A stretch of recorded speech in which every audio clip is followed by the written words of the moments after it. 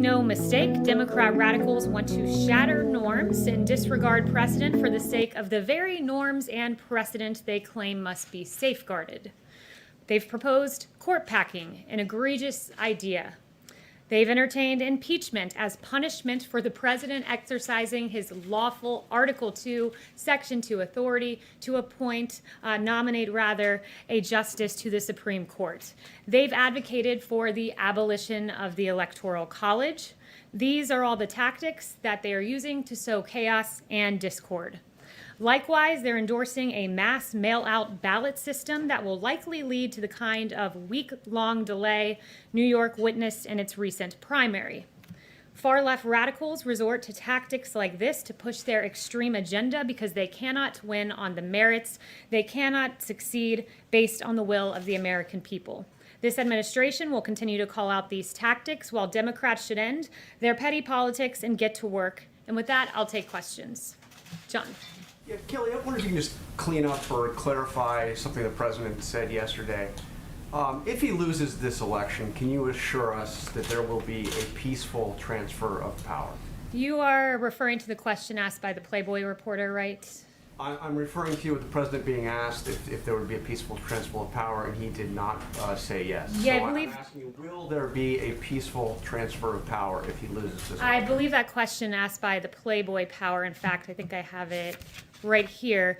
He was asked win, lose, or draw whether he would accept the transfer of power. I'm not entirely sure if he won why he would accept a transfer of power. That is maybe the deranged wish of that reporter, but that's not how governing works. Very direct and very simple question. If the president loses this election, will this White House, will this president assure us that there will be a peaceful transfer of power? It's a very simple question. The president will accept the results of a free and fair election. But I think that your question is more fitting to be asked of Democrats who have already been on the record saying they won't accept the results of an election. In fact, I have several of them here for you. South Carolina Democrat Jim Clyburn has said that Trump is not going to win fairly. Senator Barbara Boxer has said that the only way Trump will win is to steal it. That's according to Democrat Senator Barbara Boxer. The Washington Post has noted, they have a headline, Democrats may not trust the results of the election if Trump wins. And then you have that beautiful quote from Hillary Clinton that Joe Biden should not concede under any circumstance. So I think your fitting is a fitting question for Democrats. Yes. Kayleigh, just to understand this clearly, are the results legitimate only if the president wins? The president will accept the results of a free and fair election. He will accept the will of the American people. So for clarity, if he loses and it's free and fair, he will accept it? I've answered your question. He will accept the results of a free and fair election. Let me ask you about Breonna Taylor, if I can, right now. First of all, just a little housekeeping. Has the president spoken to the family of Breonna Taylor? I'm not aware of any conversation that they've had, but our hearts do go out to her family. Has the president spoken to the officers who were shot last night in Louisville? I'm not aware of any conversations. So the president spoke to the officers who were shot in Los Angeles, but to this point, there's no indication the president at any point over the last several months has spoken to the family of Breonna Taylor. I guess why not? The president routinely speaks to victims of horrendous tragedies. I've been here when he's met with the parents who lost their children to instances of police brutality. It was a really beautiful meeting, and the president consoled them. He's talked to the widows who've lost their husbands to police officers. He's spoken to widows of fallen soldiers. He routinely reaches out to victims of all kinds of atrocities, and he'll continue to do that. What is the president's message to the family of Breonna? I heard what you say, that we grieve for them, but what is the president's message to the family of Breonna Taylor that does not believe they received justice? That our hearts go out to her. It was a horrible tragedy that happened, and that our hearts also are with the two police officers who were shot last night in the Louisville riots. When you say our, you mean the White House, including the president? Yes, I speak on behalf of the president. Yes. His thoughts, go ahead. I am the president's spokesperson. I speak on his behalf, Peter. In fact, one of the aides just said that the Ben, president was his own spokesperson, which is why I asked. But go ahead. So, Kayleigh, yesterday when the president said, get rid of the ballots, there won't be a transfer, frankly, there'll be a continuation. Which particular ballots is he talking about wanting to get rid of, and why does he think that would help him get elected? The president wants to get rid of mass mail-out voting, and that's not because he said clearly that that could go either way. It could damage either candidate's chances because it's a system that's subject to fraud. In fact, in the last 24 hours, police in Greenville, Wisconsin, found mail in a ditch, and it included absentee ballots. And also, I can confirm for you that Trump ballots, ballots for the president, were found in Pennsylvania, and I believe you should be getting more information on that shortly. Here in the last 24 hours, they were found cast aside. So why in the past hour did the president tweet out, vote by mail ballots in my home state of Florida begin going out today, make sure to request yours, fill it out, and send it in? The president has always made the distinction that absentee ballots, where you go through a process where you request a ballot and you mail that in, that is a system that works, but a system where you mass mail out to voter rolls, which are not kept and maintained, where in Los Angeles County, for instance, you have 120% of the county enrolled. That system is untenable. It doesn't work. It leads to what we saw in Nevada, where there were ballots languishing in trash cans and pinned to apartment boards. Okay, and finally, today FBI Director Wray testified on the Hill that he has not seen historically any kind of coordinated national voter fraud effort in a major election, whether it's by mail or otherwise. So if the president's own FBI director says this isn't a problem, why does the president keep saying it is? Well, as Attorney General Barr has said, we've never had an election where we've done mass mail-out voting like this before. I would point you to a bipartisan study done by none other than Jimmy Carter, who said that these mail-in votes remain the largest source of potential fraud. And he even cited an example of a 1997 Miami mayor election that resulted in 36 arrests for absentee ballot fraud. That election had to be rerun and the results were reversed. That is an example from 1997, but there are many others like Patterson, New Jersey, where 4 men were charged with voting fraud recently. 4 more men were charged in California, and there's a ton of examples. I could get you an encyclopedia of fraudulent examples we've had. These ballots are going out. If the president does win, will he still think it was rigged and fraudulent? I've already answered this question. Yes. Kayleigh, the president's niece filed a lawsuit in New York State Court today alleging that the president and 2 of his siblings had cheated her out of millions and squeezed her out of the family business, and we were hoping to get reaction from the White House. Yeah, the only fraud committed there was Mary Trump recording one of her relatives, and she's really discredited herself. Yes. Kayleigh, on TikTok, we know that the CFIUS negotiations are continuing. Can you say, has the president been briefed in the last couple days about how the CFIUS negotiations are going? Do you know when those negotiations will end?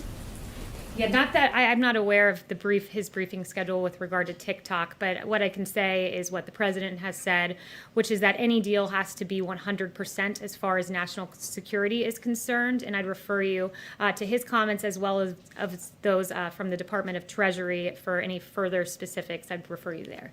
Yes, Jeff. Thank you, Kayleigh. The president suggested yesterday that he might overrule stricter standards at the FDA on the coronavirus vaccine. Why would the president not want strict standards for a vaccine on the coronavirus? Well, the FDA does have strict standards. They are the gold standard with regard to vaccines. The president was referring to the normal interagency process that happens with guidance, and that includes running through the Office of Management and Budget. So that's standard operating procedure. And I would also point out, I spoke to Dr. Hahn this morning, and Dr. Hahn said that the guidance issued was a follow-up to June 30th guidance that they put out, and it was guidance that they gave to pharmaceutical companies to provide them with more regulatory clarity. Yes. The White House is describing this healthcare event today as a chance for the president to outline his vision. Is that something less than his plan? And just a second part of that, does the White House think that it can address the country's challenges with healthcare solely through executive action? So the president will be laying out his healthcare vision today. I don't want to get ahead of exactly what that will look like. There will be some tangible actions taken, as well as the president really laying out, which something that I think has been overlooked, the real contrast between what Obamacare gave us between 2013 and 2017 and what the president has delivered. And I think we have a graphic to that effect. I'm not sure if they were able to put it together in time.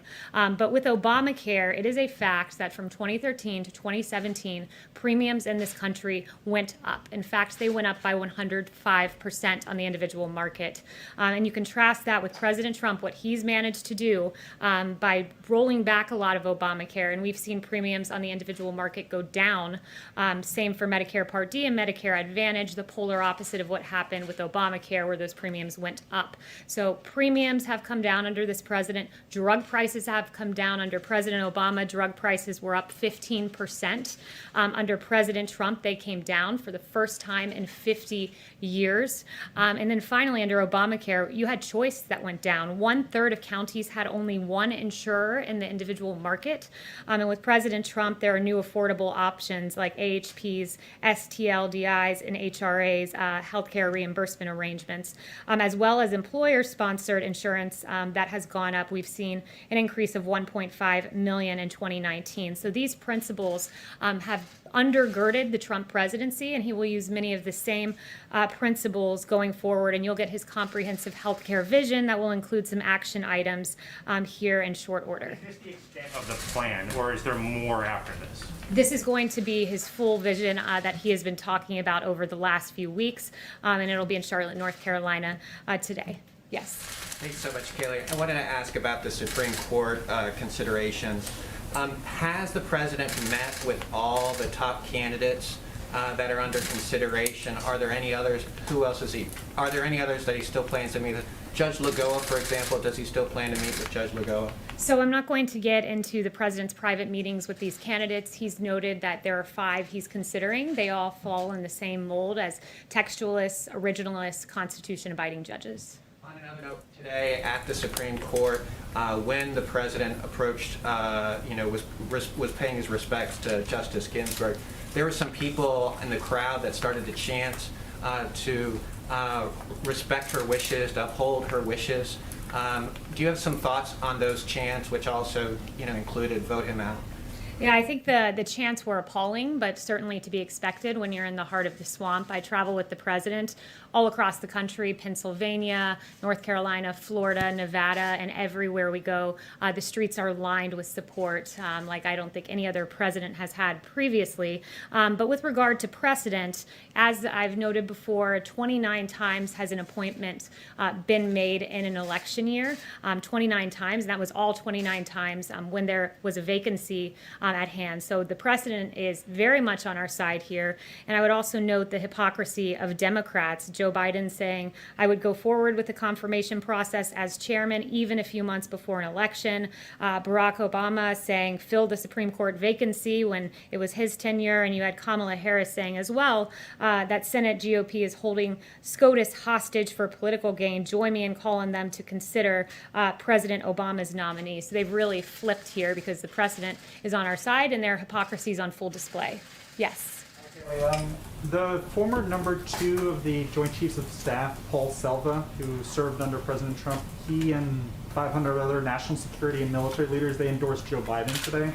Do you guys have a comment on that, given that it doesn't seem like Jim Mattis and Joe Dunford, who also served under the president, are rushing to support him this election?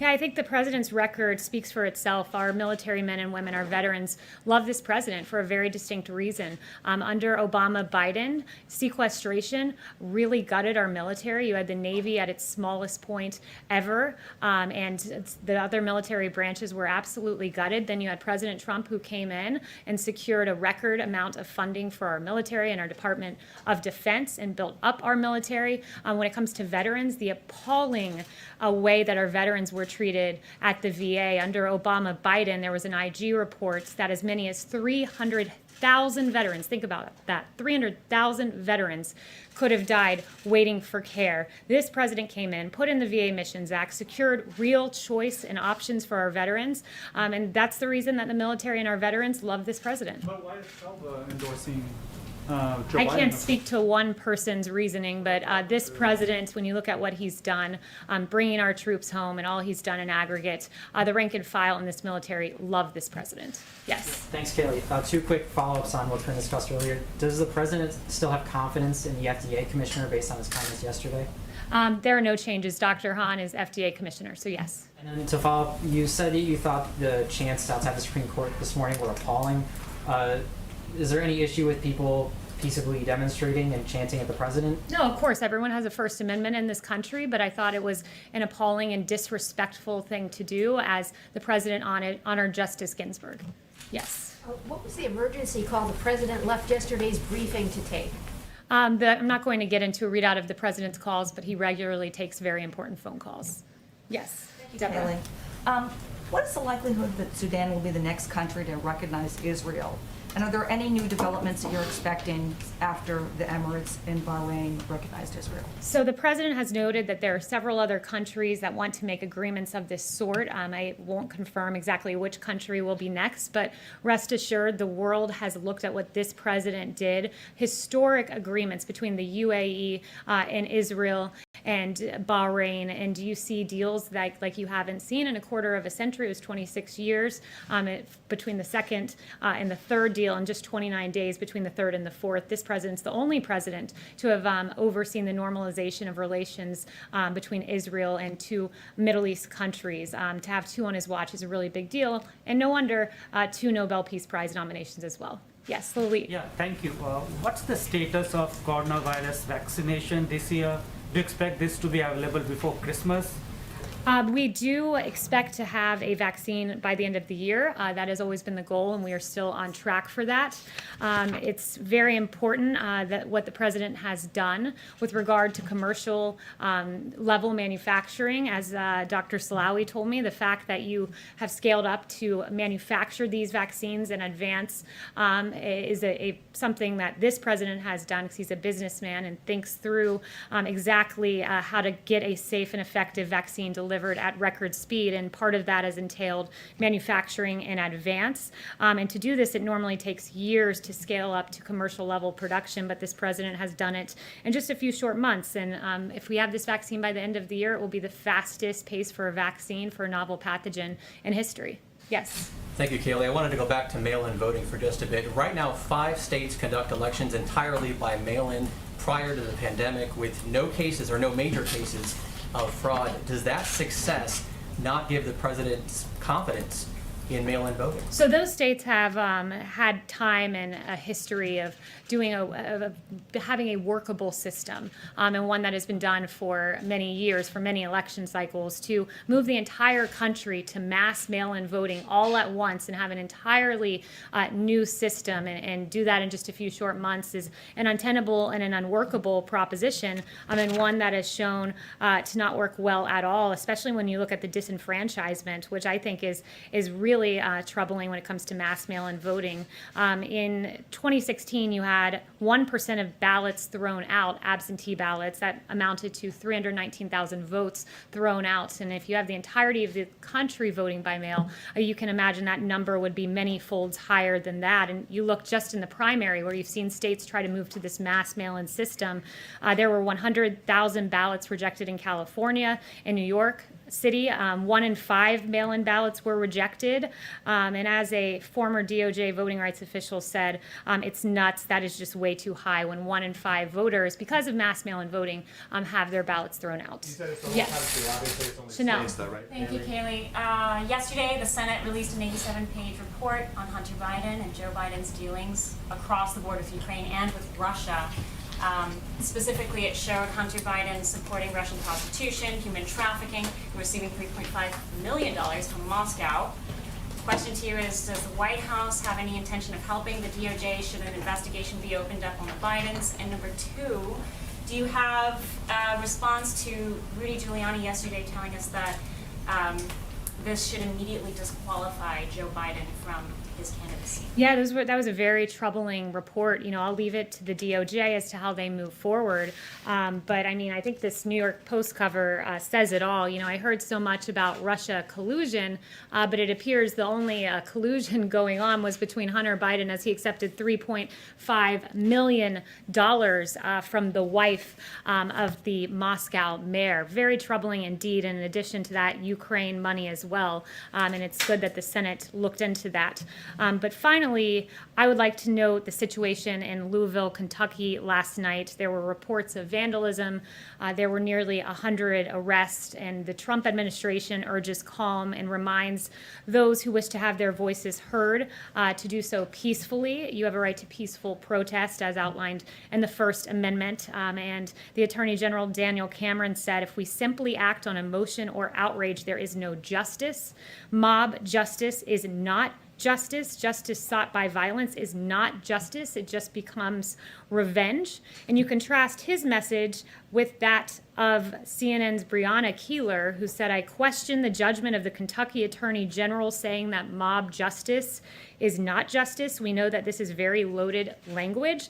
That's an appalling statement from Breonna Kayleigh at CNN. And what is outrageous about this take is that mob justice is not justice. Hours later, after this comment was made on CNN, 2 police officers were shot. This is not justice. This has nothing to do with politics. It has everything to do with the value of human life and the safety and security of our American cities. And across the country, we've seen our police officers come under fire in the line of duty. In Los Angeles, there was an ambush attempt on 2 police officers. In Phoenix, a U.S. Marshal was ambushed and shot outside a federal courthouse. In Linwood, California, a suspect approached a patrol car and fired a handgun into the passenger side window.